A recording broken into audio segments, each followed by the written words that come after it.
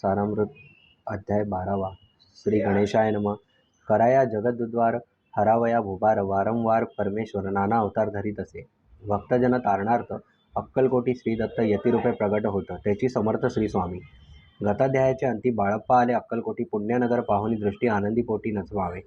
त्या दिवशी श्री समर्थ होते खास बागेत. यात्रा आली बहुत गर्दी झाली श्रीजवळी. दर्शनेच्या उत्कट चित्ती खडीसाखर घेऊन हाती गर्दी माझी प्रवेश करती स्वामी सानिध्य पातले.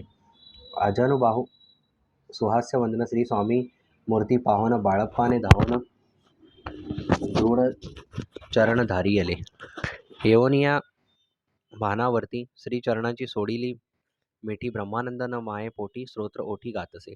श्री समर्थ त्यावेळी पडले होते भूतळी. उठून या काय केली लीला एक विचित्र.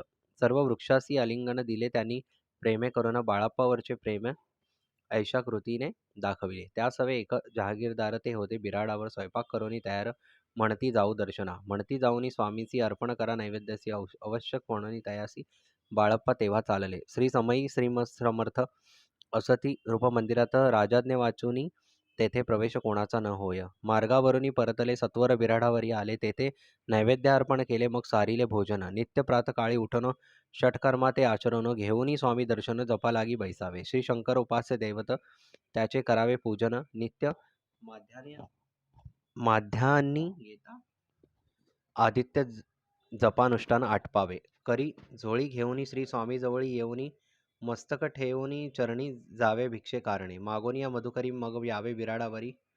जी मिळेल भाजी भाकरी त्याने पोट भरावे. घ्यावे स्वामी दर्शन मग करावे अनुष्ठान. अशा प्रकारे करून अक्कलकोटी राहिले. चोळप्पा आदी करून सेवेकरी बहुत जण.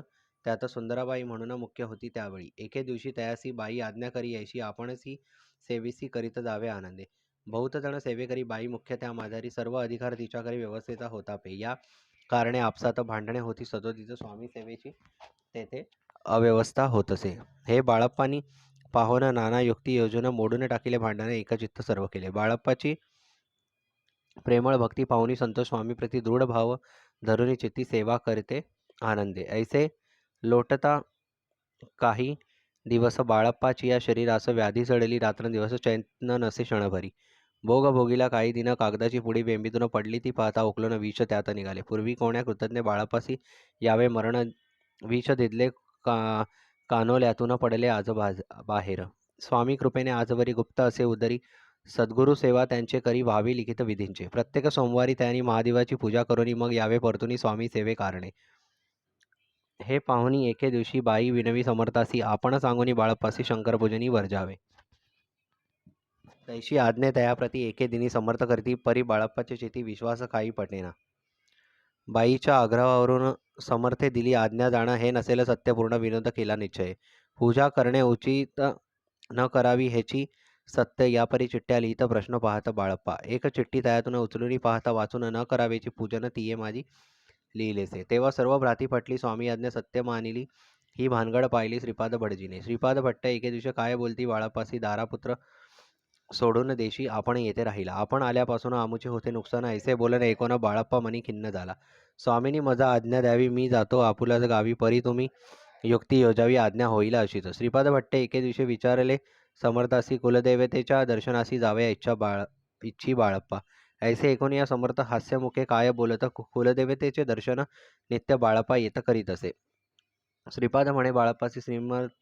समर्थ न देती आज्ञेसी तरी टाकूनी चिठ्ठ्यासी आज्ञा द्यावी आपण. त्याचे कपट न जाणूनी अवश्य म्हणे त्याचे दिनी 2 चिठ्ठ्या लिहून उभयंतांनी टाकिल्या. चिठ्ठी आपुल्या करी भटजी उचली सत्वरी. येथे राहुनी चाकरी करी ऐसे लिहिलेसे. स्वामी चरण दृढ भक्ती बाळप्पाची जडली होती. कैसा दूर तयाप्रती करीतील यती दयाळ. इति श्री स्वामीचरित्र सारामृत नाना प्राकृत कथा समत. सदा प्रेमळ परिसोत द्वादशोध्याय गूढ. श्री राजाधिराज योगी राजा श्री स्वामी समर्थ महाराज अर्पणमस्तु. श्री स्वामी समर्थ.